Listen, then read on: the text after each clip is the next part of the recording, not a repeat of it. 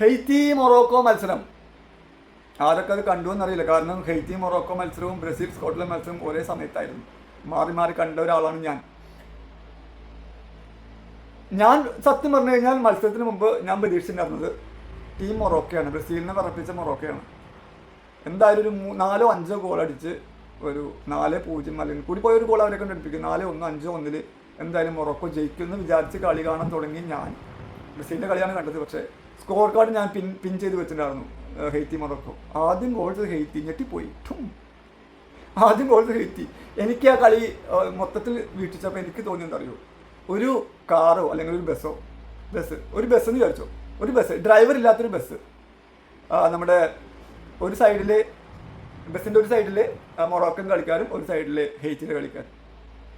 ഈ ബസ്സിനെ ഓടിക്കാൻ ഡ്രൈവറില്ല, ഈ വണ്ടി ഞാൻ ഓടിക്കും എന്ന് മൊറോക്കോയും, അല്ല ഞാൻ ഓടിക്കുമെന്ന് ഹെയ്ത്തി.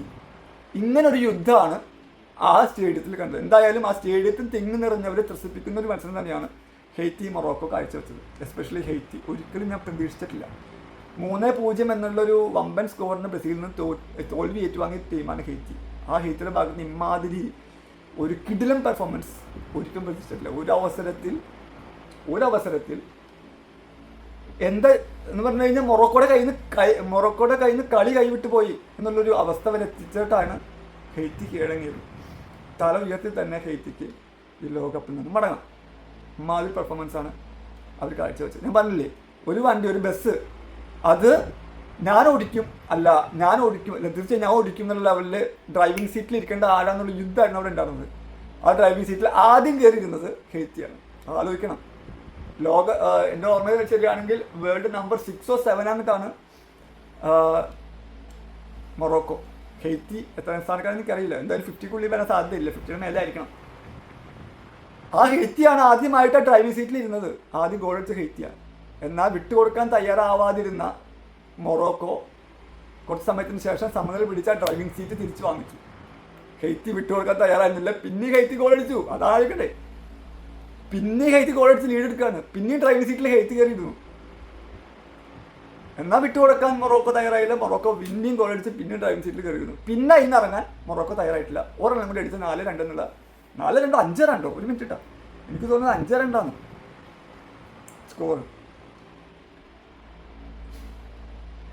Just A second.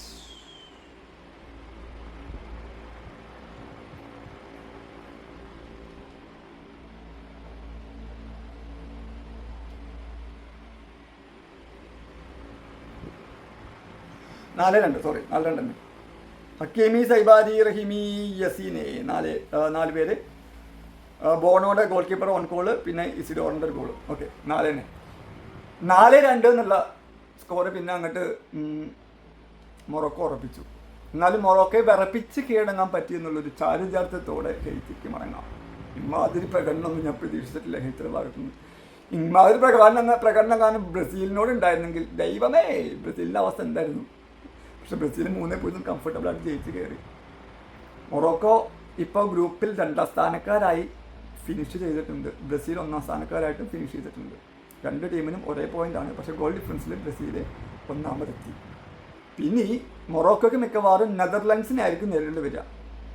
ബ്രസീലിന് മിക്കവാറും ജപ്പാനോ അല്ലെങ്കിൽ സ്വീഡനോ. കാരണം ജപ്പാൻ സ്വീഡൻ മത്സരം വരുന്നുണ്ട്. ആ മത്സരം നിർണ്ണയിക്കും ബ്രസീൽ ആരെ നേരിടുമെന്ന്.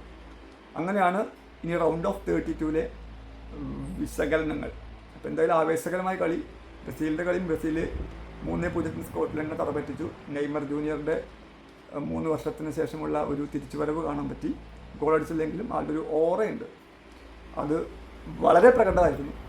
എനിവേ, ലോകകപ്പ് മൂഡ് ഓണായിരിക്കുകയാണ്. എംബാപ്പെ ഗോൾ അടിച്ച് 4 ഗോൾ അടിച്ചിരിക്കുന്നു. മെസ്സി 5 ഗോൾ അടിച്ചിരിക്കുന്നു. റൊണാൾഡോ 2 ഗോൾ അടിച്ച് ഗോൾ വേട്ട തുടക്കമിട്ടിരിക്കുന്നു. ഹാലൻഡ് 4 ഗോൾ അടിച്ചിരിക്കുന്നു. നെയ്മർ അത് കളിക്കാൻ ഇറങ്ങിയിരിക്കുന്നു. അപ്പോൾ എന്തായാലും കളി വേൾഡ് കപ്പ് ഓണാണ്, നമ്മളും ഓണാണ്. റൗണ്ട് ഓഫ് 32 തുടങ്ങാൻ അധികം ദിവസങ്ങൾ ഇനിയില്ല. ഇനി എല്ലാ മത്സരങ്ങളും ഗ്രൂപ്പ് മത്സരങ്ങളിൽ അവസാന ലീഗ് മത്സരങ്ങൾ നിർണായകമാണ്. ആരൊക്കെ കടക്ക് പുറത്ത്, ആരൊക്കെ കടക്ക് ഉള്ളിൽ എന്നുള്ള ലെവലിൽ തീരുമാനിക്കും.